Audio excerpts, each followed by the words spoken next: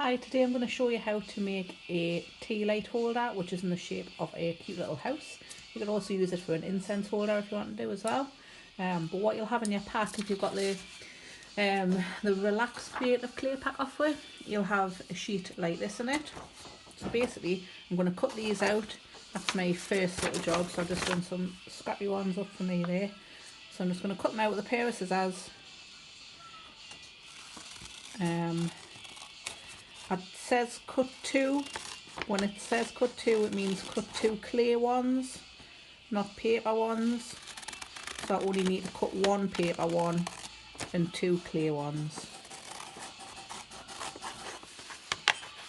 So yeah, just cut these out and then we'll show you how to do some slabs for the next part. So the first thing I'm going to do with the block of clay that I've got from my pack, I've just taken that straight out of the bag. I'm going to push it down with the heel of my hand. So I'm just going to try and get this a little bit thinner, and then I'm going to use a roller to get it the width that I want. So because this is kitchen pottery and you're doing it at home, we're using things that you have around the house.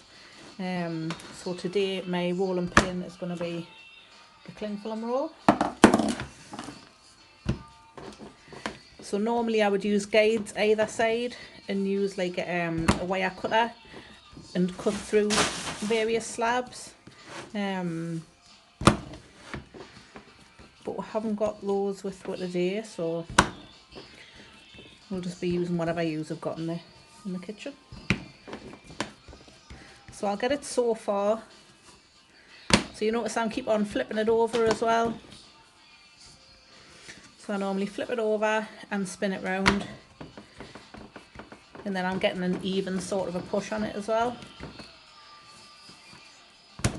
If you're working on a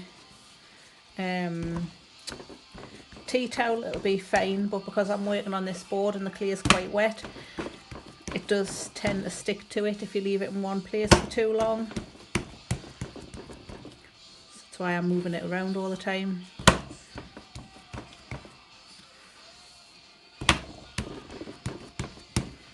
So then I'll start rolling. So I'll just do one roll, lift it up, flip it over,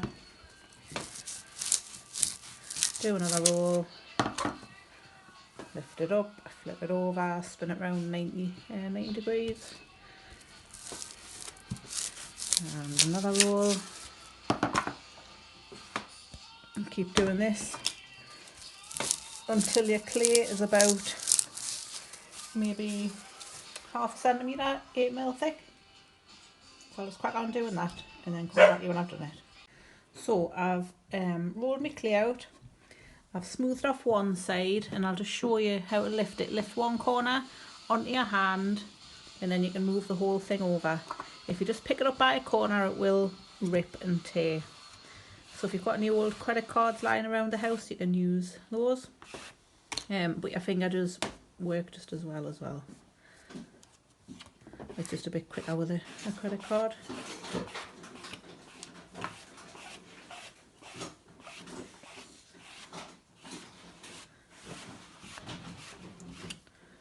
And I'm going to keep lifting it as well. Every time I kind of do something with it, I'm just going to gently lift it up and set it back down again, because it will end up sticking if I don't.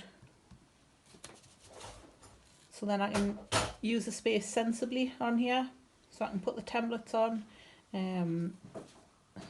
So I use as little clay as possible.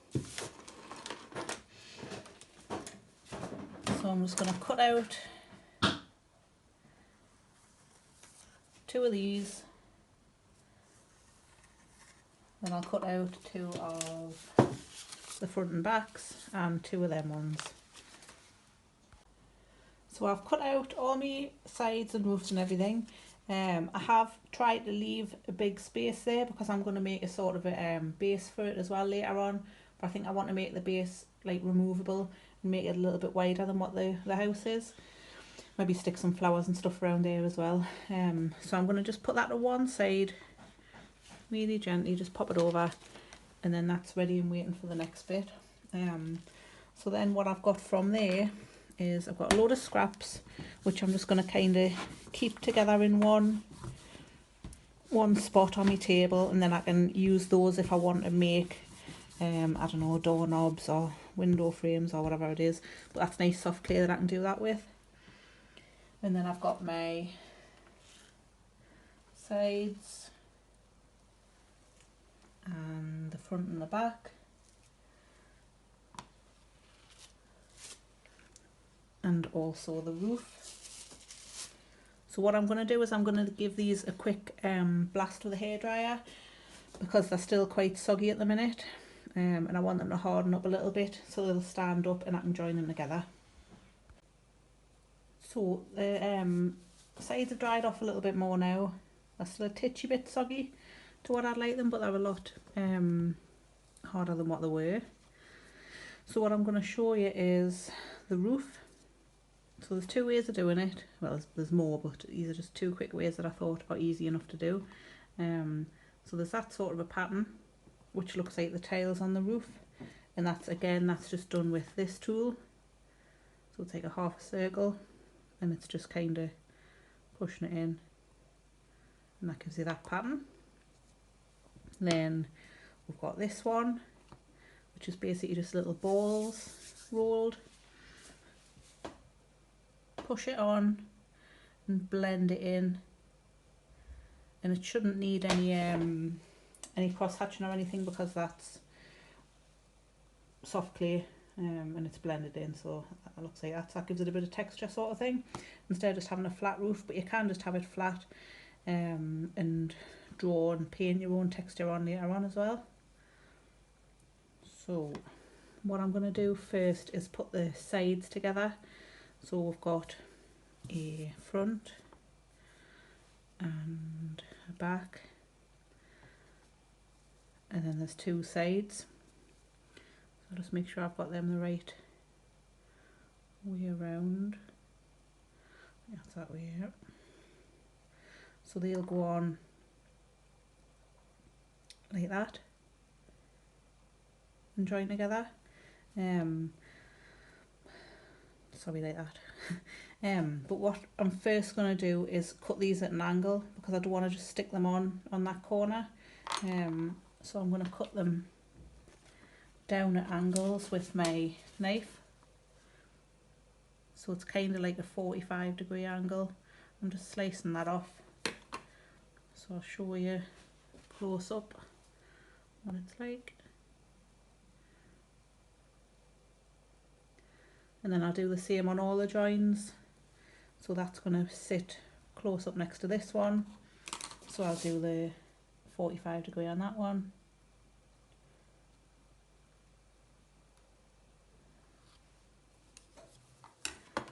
So basically it means that they're going to sit up nicely together when I cross hatch and slurry them.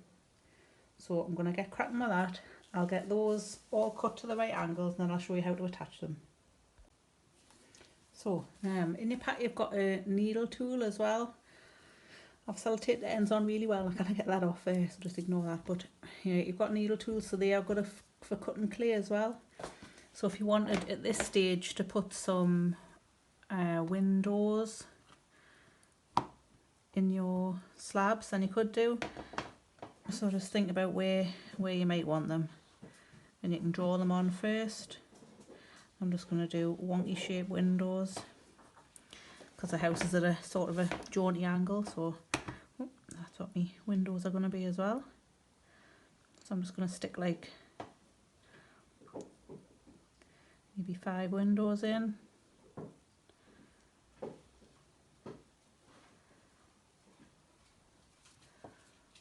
And then you can, once you know where they're going to go, you can cut through. So push it through, all the way through. Stick that in and lift it out. Don't worry that this looks really messy, because we can tidy that up later on. So just get it cut out.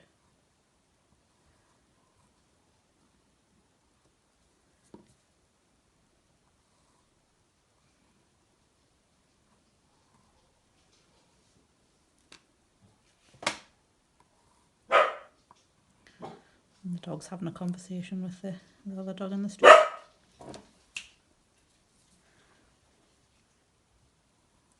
So bear in mind as well that the more holes you put in, the weaker your piece is going to be. So you're going to have to be really careful with it. So that's one side. And then the back side, I'm going to have a hole for the candle to sit in. And I'm just going to use this because I found it lying in the drawer. So that'll be good for if I sort of push it on. I'll show you the rough shape. That'll be a good size to get your candle in and out.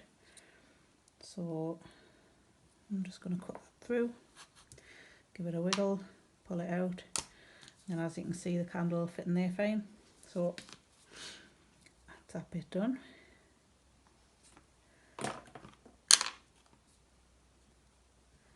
While this is still flat on there, I'm going to kind of get most of these little knobbly bits off,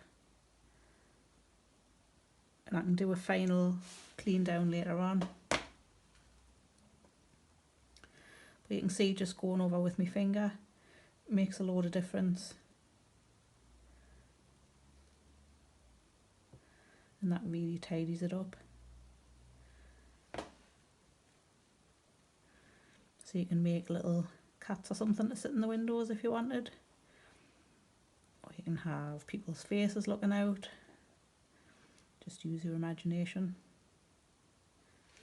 Or you can just have it really plain. You don't have to have as many windows in. You can just have a door in the back and you can draw all your details on. But it's all, because it's a tea light holder, it'll be nice to show some like light coming through the holes there.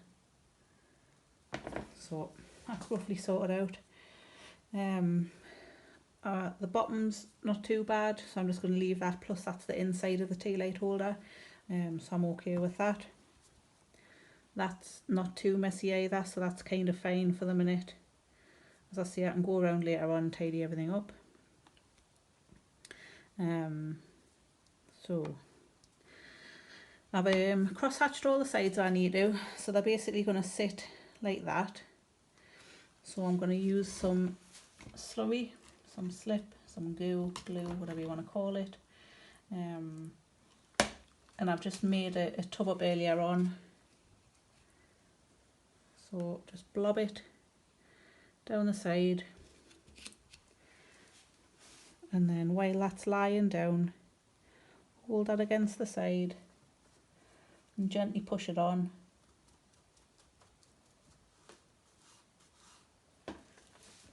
I am just going to lift it up to make sure that it's not sticking to the table and move it along a little bit. So if you find that this is flopping around, then it's probably too wet, but it should kind of like keep its shape as it stood up. So I'm going to do the same on the other side. Put some slurry down it. Match it up with that one. Push it against the side. I'm going to support it and just roll my finger along it. And that'll tighten it up a little bit. So have clean hands. And now I'm going to lift it up carefully. Stand it on its side. So it's like that now. Just make sure everything's nice and straight and flat and tidy and all that kind of thing. So that looks pretty alright as it is. So the next bit I'm going to pop this one on. So again, get the glue down both sides and put plenty on because you want it to soak into the holes here and the holes there as well. So I'm going to match one side up at a time.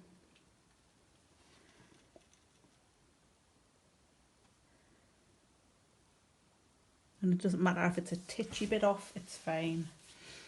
And then squeeze it together a little bit.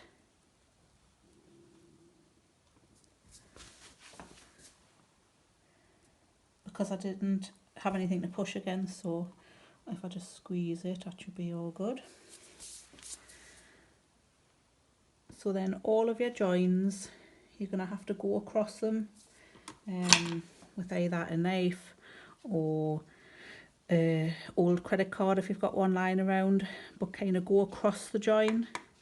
So I'm just blending the clay in from one side to the other, and then take that excess clay off, and then you'll have a nice neat join. And then you can smooth it off with your finger. And then I'll just quickly lift that up to show you the join there on the side. So I'm going to go around and do them all, and then I'll come back here for the roof. So what I've done now is I've got everything attached. I've tidied up those edges so they're nice and rounded off. I've also cross-hatched on the top bit here.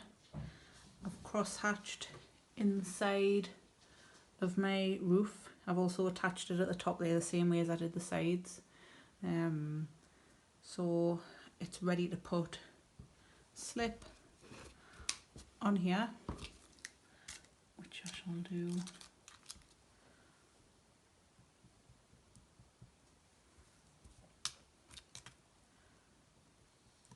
Haven't mixed my slip up very well. Never mind. Get your fingers in.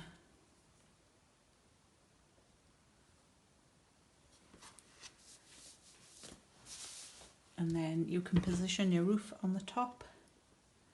So make sure that that's all good.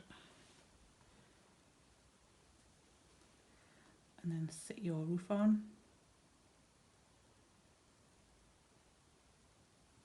And just remember to be really delicate with it, because the clay, it has to be soft enough to still work with, and until it kind of hardens up a lot, then you have to be really, really careful with it. So just make sure that's sitting against the area that you've just cross-hatched.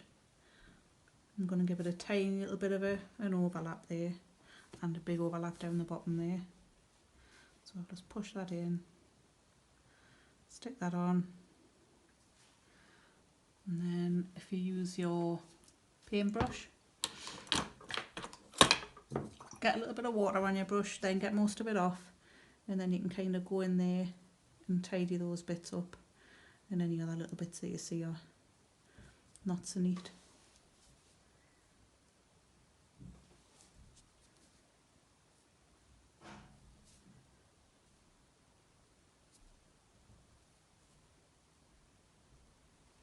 And then the same around the other side.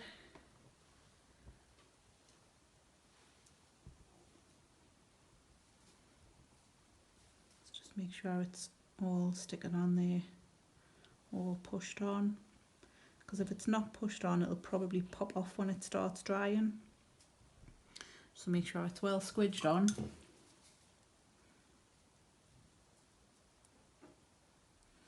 And just tidy all that up.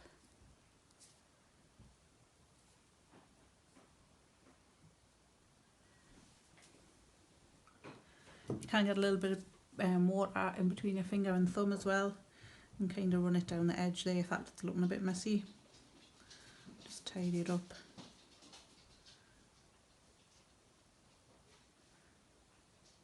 So I'll spend 5-10 minutes fiddling on, tidying it up, and then I'll come back to you to see what we do with the base. So if you can remember the bit that was spare from what I cut out before, I'm going to make a base for your pot now, because we can't have the tea light just sitting on the bench because it'll burn the bench. So we need a flat base for it to sit on. So I'm just going to smooth this back out, and I'll show you a couple of ways. So you could do a base that's bigger and do like a little garden at the front of it or something. I could just cut a random abstract shape as well, but what I would do is lie this on first and then draw around it. So I think if I was doing an abstract shape, it would be something like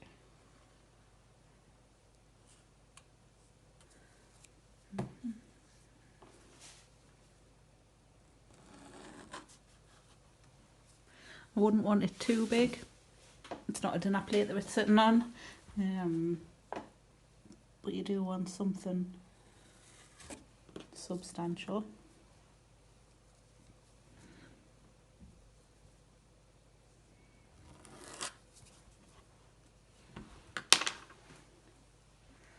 So I'll take this out of here.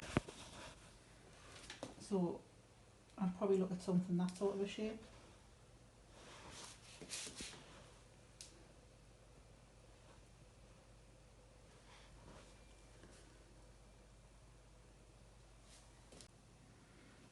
So yeah, so then you would just tidy the edges up and add any little bits on. You can put a door on there or some flowers in the garden or something. If you don't want to do that, if you just want a base that's tight up to the edges, sit the main body of your house on there and then draw lightly round it, tight up close. I'll just spin this round. So it's about that.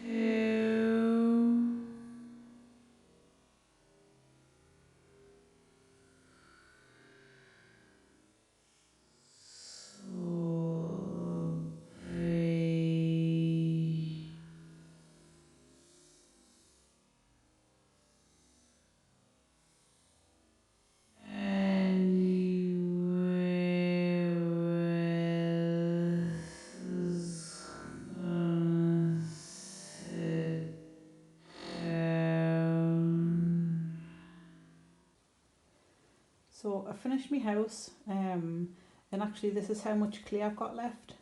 So that, if you have a look at my video on wedging small bits of clay, it'll show you how to wedge it to get it nice and smooth and airless. But that's probably enough to make another little tea light holder or incense holder. So have a look at the other projects that I've got online as well. And if it's gone a little bit too hard, put it in with some water and wait till it sort of slakes in, then smush it around and you'll be able to let it dry out, and then you'll be able to use it again. So that's the little house now.